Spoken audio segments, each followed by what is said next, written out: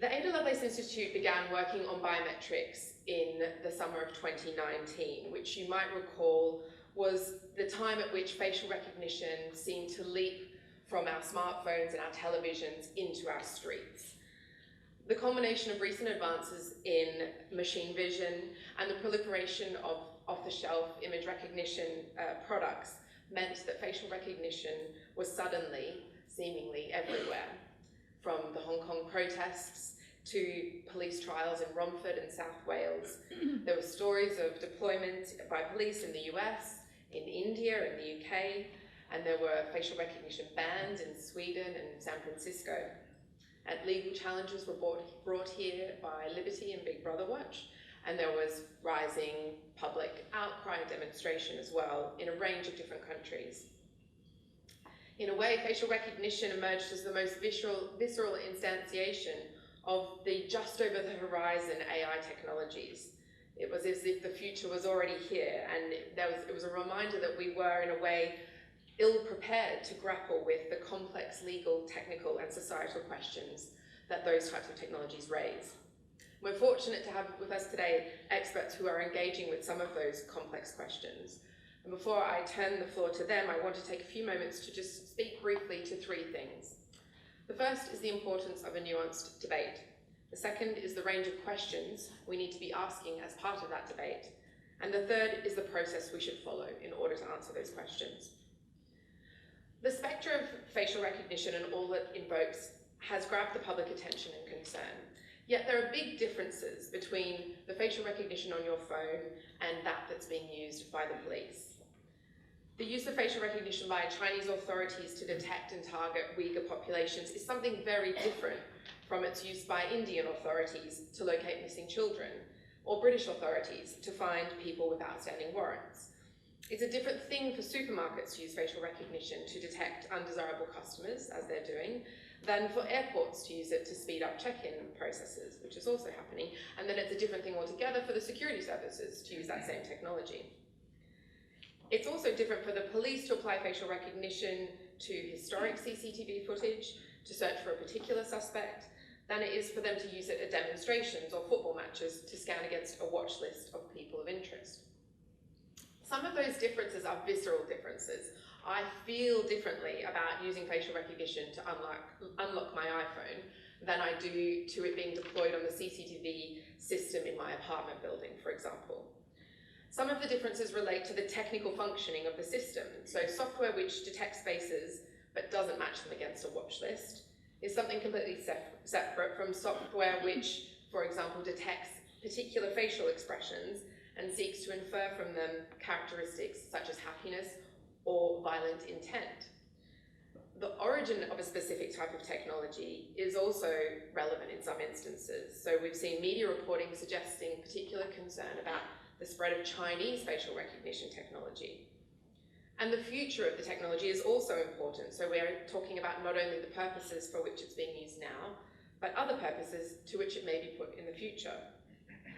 Many of the differences between the cases I've just described relate to the context in which facial recognition is being used, by whom, for whom, and overseen by whom.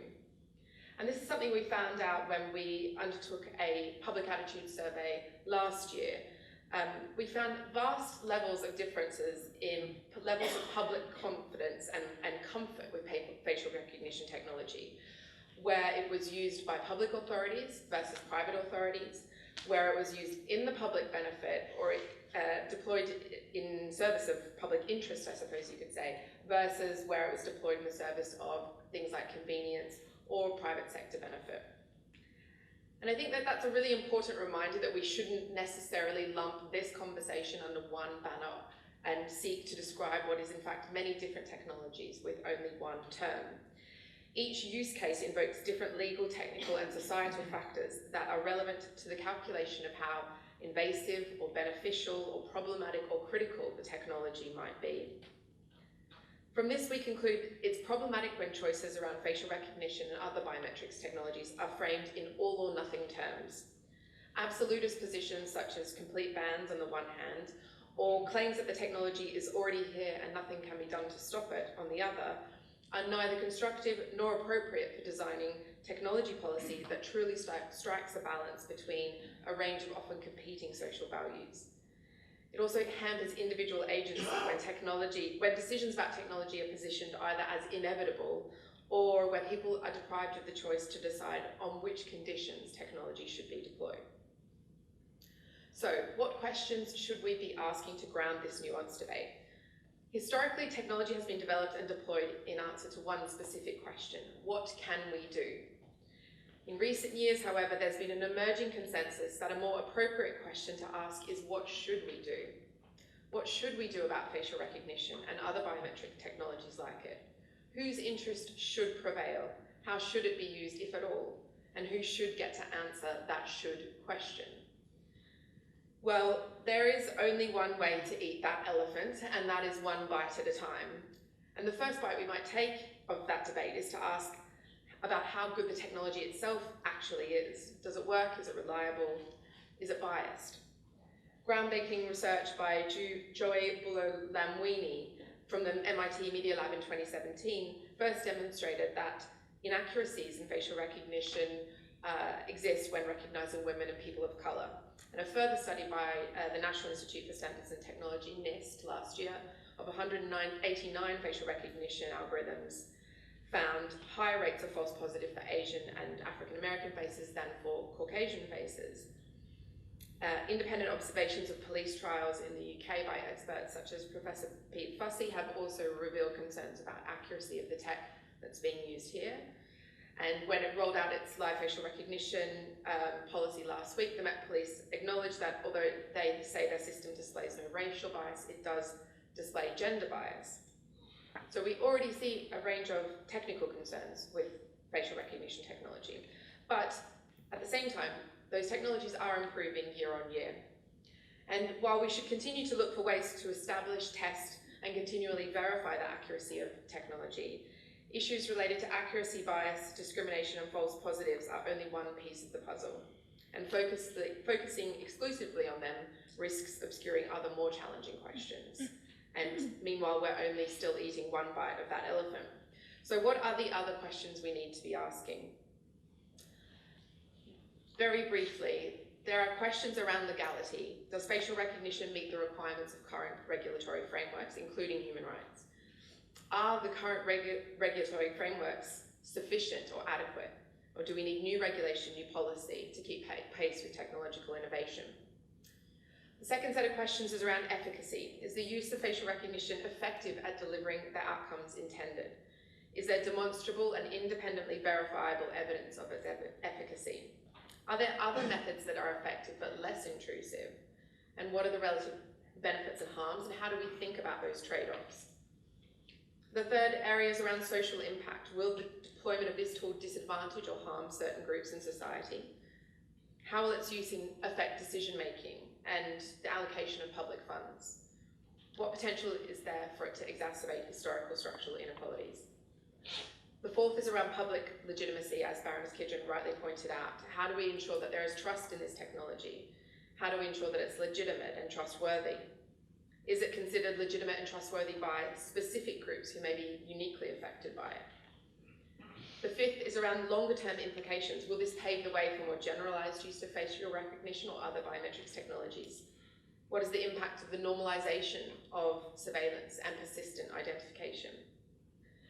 And the final area is around future technologies. Does the approach we take to deploying facial recognition map onto future biometrics technologies, such as rapid DNA analysis or heartbeat recognition?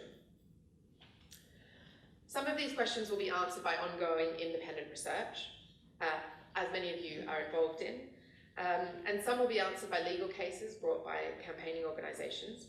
But other of these questions, I believe, we at the Ada Lovelace Institute are well placed to have a role in answering, particularly as an independent organisation with a remit to bring together diverse voices to solve challenging social and ethical questions.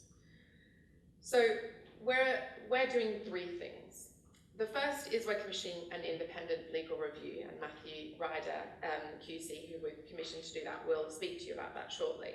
And as Baroness Kidron said, we're building on calls already made by the House of Commons Science and Technology Committee and others to bring an independent view to the question of whether there are gaps in the existing legal framework. We've commissioned Matthew and his team to conduct an independent review, and they'll be overseen by an advisory group comprised of experts in law, data protection, civil liberties, digital identity, policing, criminal justice, and genomics, and many of those people are in the room tonight. The second mechanism is a public deliberation initiative that we're calling the Citizens Biometrics Council, and we are beginning this weekend. Over 3 months, we will convene 60 members of the public, 30 in Bristol and 30 in Manchester, to receive a range of evidence from experts on issues related to biometrics technologies, and then to deliberate on questions and challenges, such as what are the minimum necessary conditions to establish public trust in biometrics technologies? How should biometrics be used in the public interest? How should we think about trustworthiness and legitimacy? And in the meantime, we'll continue to advocate for companies to voluntarily pause further deployments and sales of facial recognition as public consultation and regulatory processes play out. We believe there's a role for the private sector to be involved in answering the question of what should we do. And in assuming that role, they should first acknowledge that the sell first, ask questions later approach may no longer be appropriate. And the survey we did last year supports our view that companies should voluntarily pause the sale of technology. And you can see from these statistics that support even exists in the context of sales to police as well as in other instances. And that connects with our belief that government use of these technologies in the United Kingdom should also be paused pending further public consultation and further contemplation of the regulatory regime in order to ensure adequate public legitimacy and trust in their deployment